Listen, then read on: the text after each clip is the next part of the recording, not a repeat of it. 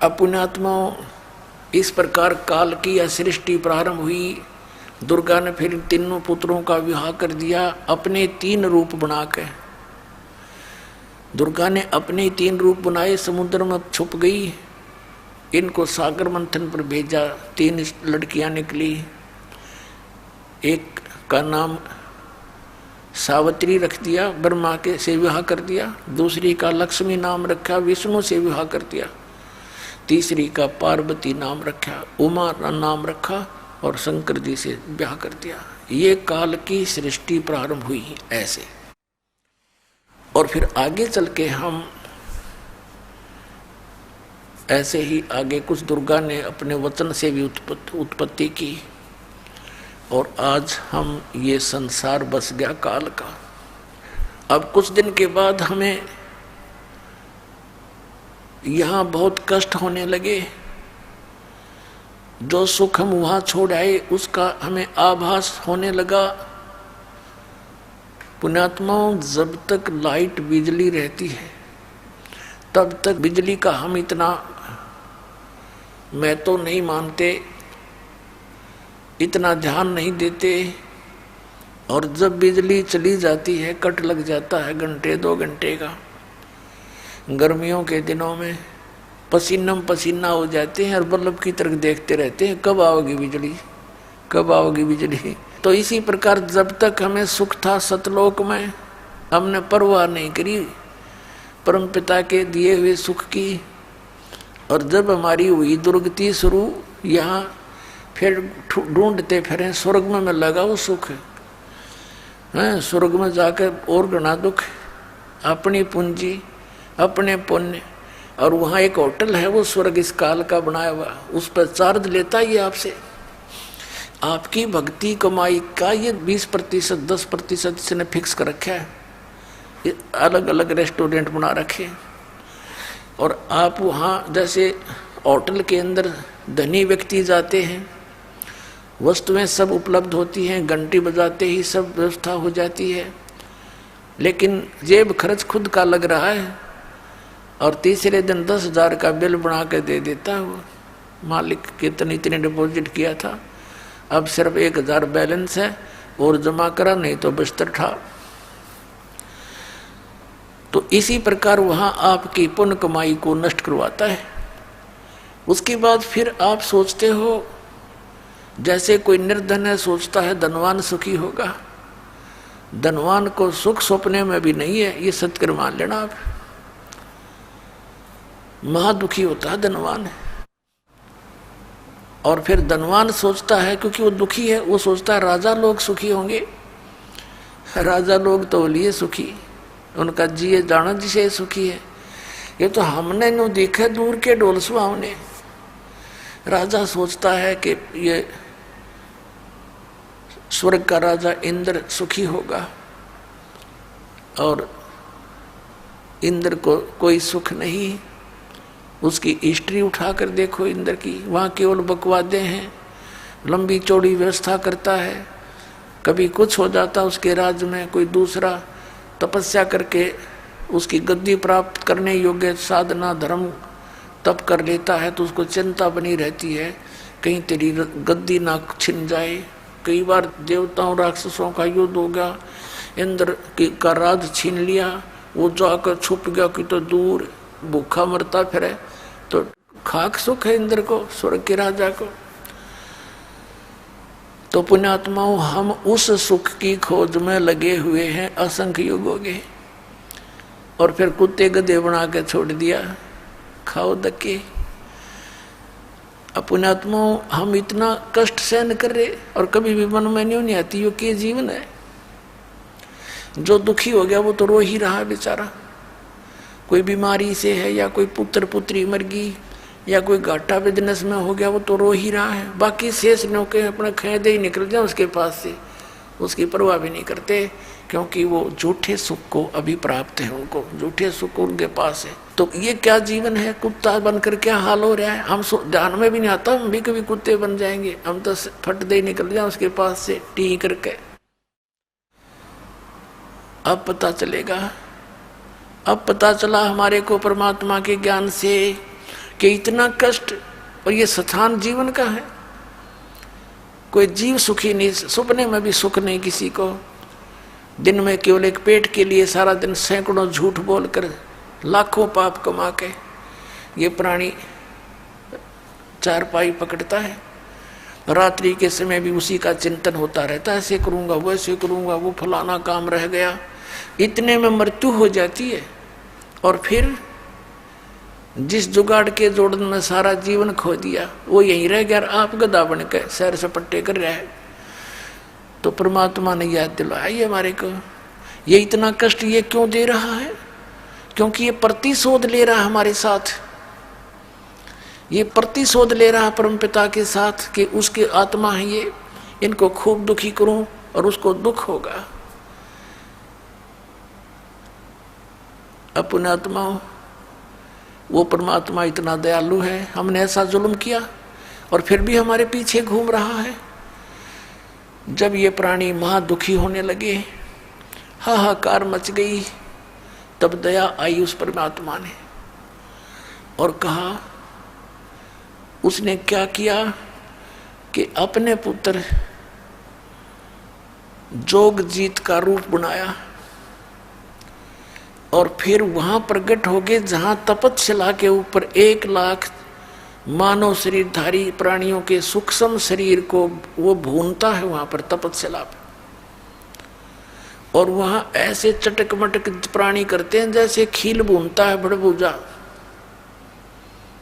ऐसे उछलते हैं। लेकिन सूक्ष्म शरीर में जीव मरता नहीं, लेकिन कष्ट असहनीय होता है। चिल्लाते हैं, बुरी तरह हाहाकार मचती है।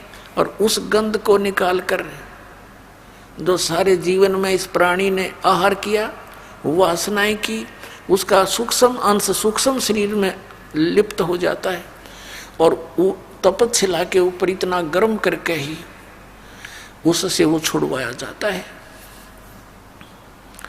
अब देखो आप, काजू किस्मत, सेब, संतरे, लाडू, जलेबी, हलवा, पूरी, कितना सुंदर खाद्य पदार्थ है, और फिर भी ये मन बकवाद करता है।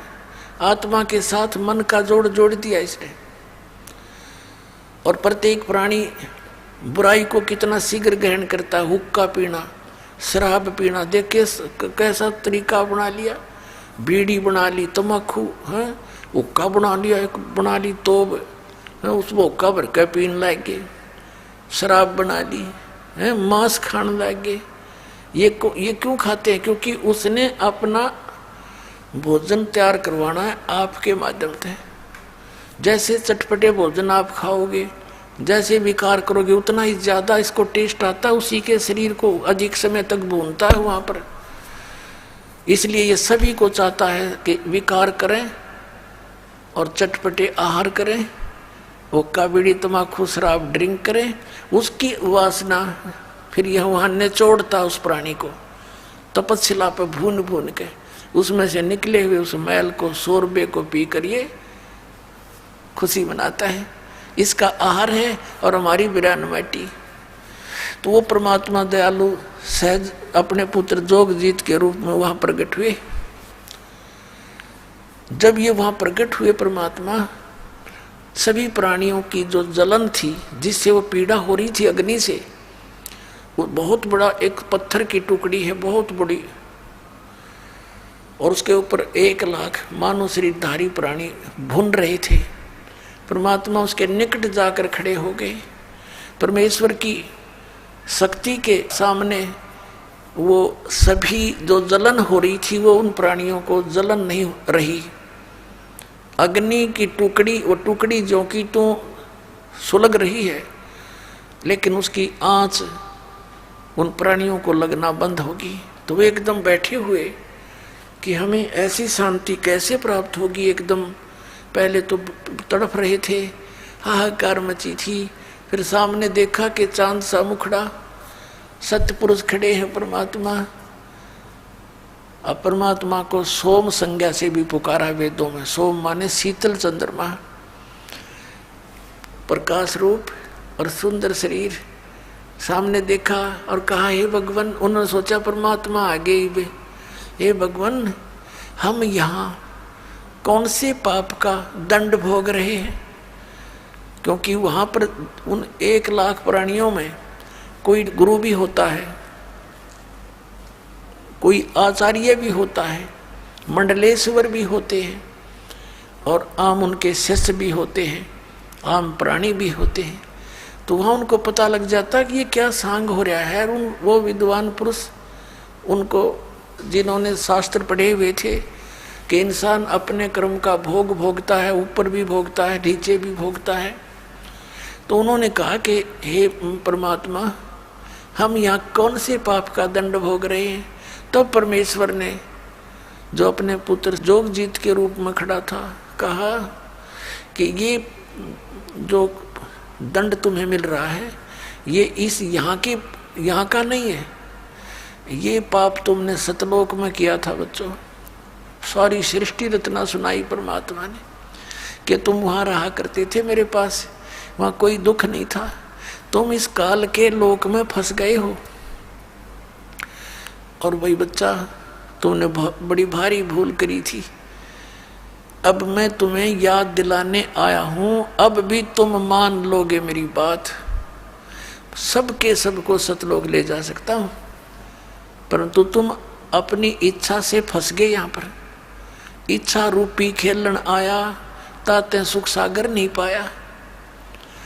अब इतनी बातें हो ही रही थी और वो कह रहे थे सभी प्राणी, हे भगवान हमें अक्षमा कर दो, हमसे भारी भूल बनी है, हम महाअपराधी हैं, हमारे लिए ये दुख भी कम है दाता, अब हमें ले चलो सतलोक में। परमात्मा ने कहा ऐसे नहीं ले जा सकता, जब तुम जाए धरो जग नर देहा, तब तुम करना मेरे सत शब्द स्नेहा। ओए, जब तुम्हें कभी मनुष्य शरीर प्राप्त हो और मेरा कोई संत भक्त इस सतनाम का तुम्हें ज्ञान करावे, उस नाम को, सतनाम को प्राप्त कर लेना, उसकी भक्ति की शक्ति से तुम यहाँ आ सकते हो। अब तुम्हारी बैटरी डिस्चार्ज हो चुकी है, जिन पुण्यों से युक्त तुम सतलोक से आए थे, अब वो पुण्य तुम्हारे रहे नहीं। इस सतनाम के मंत्र से, जो 2 अक्षर का है, इसमें एक ओम मंत्र है, इसके जाप से तुम बहुत शीघ्र उसी तरह बैटरी सी चार्ज हो जाएगी, तुम्हारी सतलोक आने जोगे हो जाओगे और उस नाम को लेकर तुम आ सकते हो। अब मैं तुम्हें नहीं ले जा सकता। तो सभी कहते हैं भगवान, इनका मनुष्य जीवन प्राप्त हो गया और आपका कोई सतनाम बताने वाला संत हमें मिल गया, तो हम सभी नाम ले लेंगे ताता। परमात्मा ने कहा कि तुम भगवान को निराकार बताते थे, वो आचार्य वहीं पर भुन रहे थे, गुरु नकली।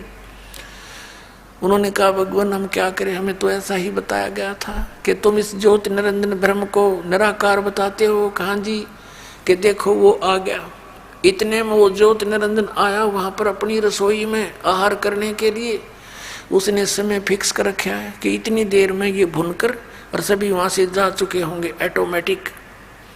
लेकिन परमात्मा ने उसका ऑटोमेटिक सिस्टम फेल कर दिया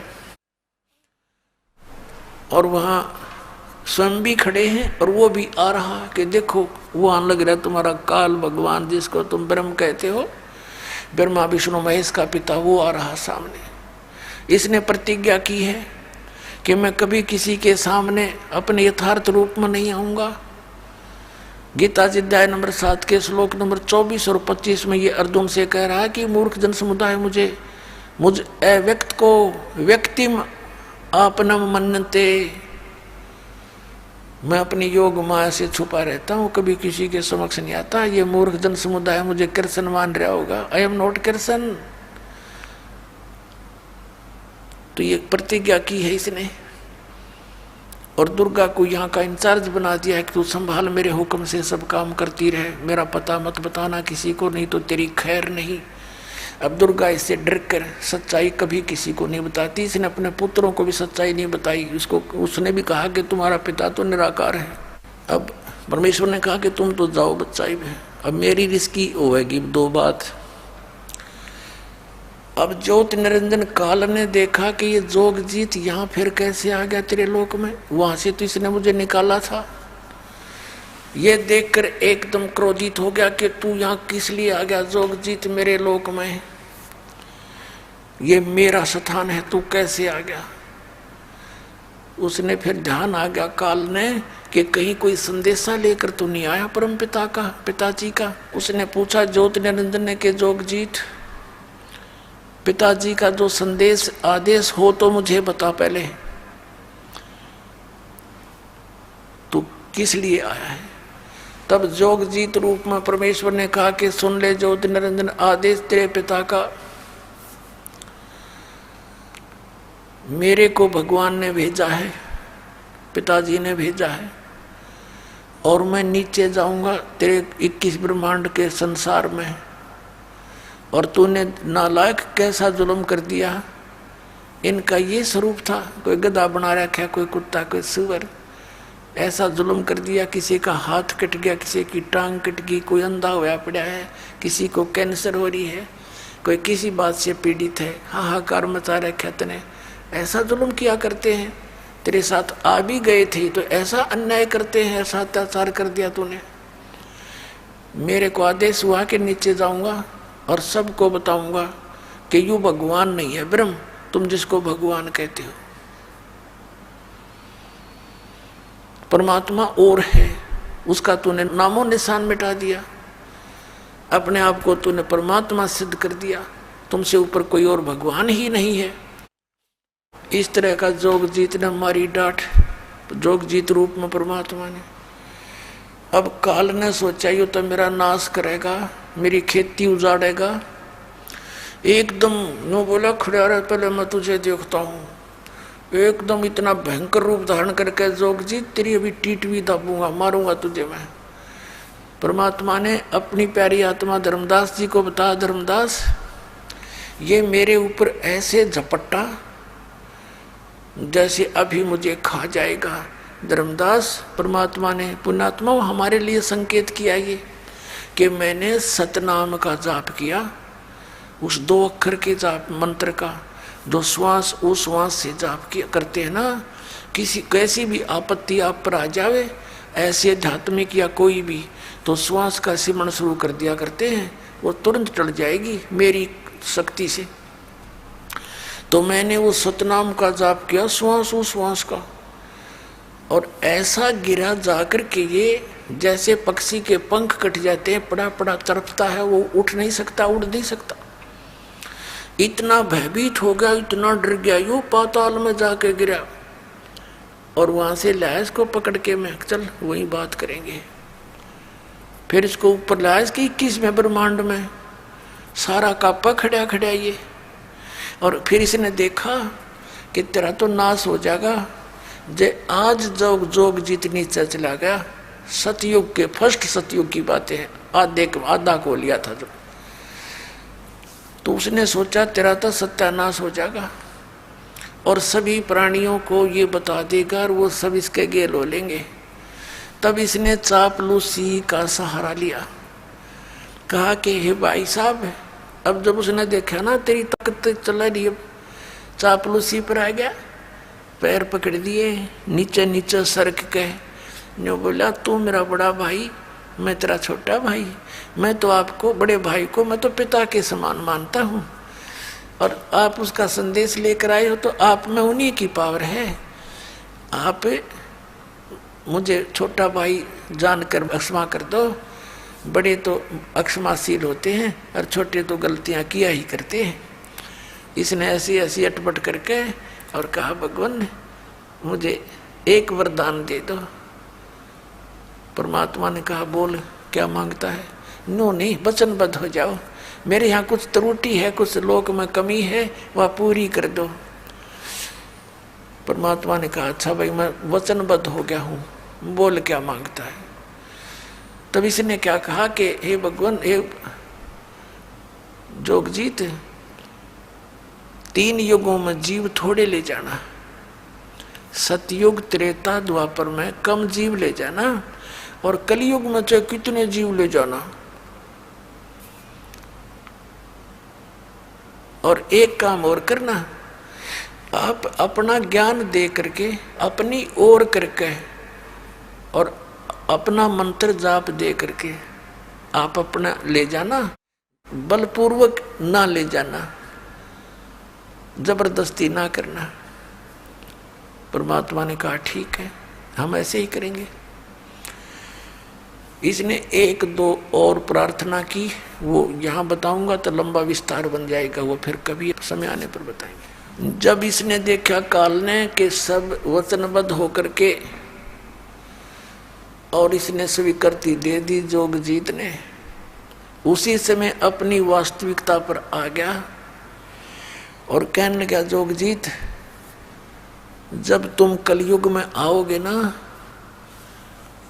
तब तक तो इन प्राणियों को इतना कंडम कर दूंगा, भक्ति योग्य नहीं छोड़ूं कलयुग में, सब जीव विकारी कर दूंगा और मंदिर मस्जिद ये देवताओं की पूजा पर आरूढ़ कर दूंगा, भूत प्रेत पितरों की पूजा करवाना शुरू कर दूंगा और तीर्थ धाम बनवा दूंगा। और तुम जब आओगे कलयुग के बीच में, उस समय जीव तुम्हारा कोई कहा भी नहीं मानेगा और हमारी ओर होकर बात बखानेगा, विवाद किया करेगा तुम्हारे साथ। बहुत अच्छा काल है। क्या कहा कि कलयुग के अंदर 12 पंथ करूं मैं साजा, नाम तुम्हारा ले करूं आवाजा, और अनेक पंथ चलाऊं यावत जीवों को भरमाऊं, जाओ जोग जीत संसारा, जीव न माने कहा तुम्हारा, जीव तुम्हारा कहा न माने, हमारी ओर हो बात बखाने। अपने आत्मा 600 वर्ष पहले परमात्मा ने धर्मदास जी को बताया था। आदरणीय धर्मदास साहिब जी ने पूछा था, ये परमात्मा आपने फिर कैसे दया करी हम नालायकों के ऊपर, हमने तो महान गलती कर रखी है। तो बताया कि मैं ऐसे ऐसे आया क्योंकि तुम मेरी आत्मा हो और ये तुम्हें सताकर मुझसे प्रतिशोध ले रहा है। बेटा तुम नहीं समझ सकते, न ये जीवन है, क्या हाल कर रखा तुम्हारा, कोई जीव सुखी नहीं, सपने में भी चैन नहीं तुम्हारे को, तुम दुखी तो मैं दुखी हूँ। बच्चा जिसके बेटा बेटी दुखी हो, पिता माता कभी सुखी नहीं रह सकते। और तुम इतनी भांग पिए पड़े हो इस काल के नकली सुख की तरह, समझना आती। मैं असंख्यों बार आ लिया यहाँ पर, पल पल में आता हूँ, पल में चला जाता हूँ और पता नहीं कितनी बार तुम्हें समझाता हूँ। इन्होंने काल की भांग पी रखी है। परमात्मा कहते हैं कबीर ये माया अटपटी और सब गट आण अड़ी, और किस किस ने समझाऊं या कुएं भांग पड़ी। जब इस काल ने अपनी सारी बात कह ली, जब परमात्मा ने कहा था कि ज्योति निरंजन तू अपने सारे दाव लगा लिए और जब कलयुग आवेगा तेरे सारे पेच काट दूंगा, तेरे सारे दाव काटूंगा मैं, और तू कर लिए जो करे। जब 5505 कलयुग बीत जाएगा तब मैं अपना एक अंश भेजूंगा और वो फिर तेरी सारी पोल खोल लेगा।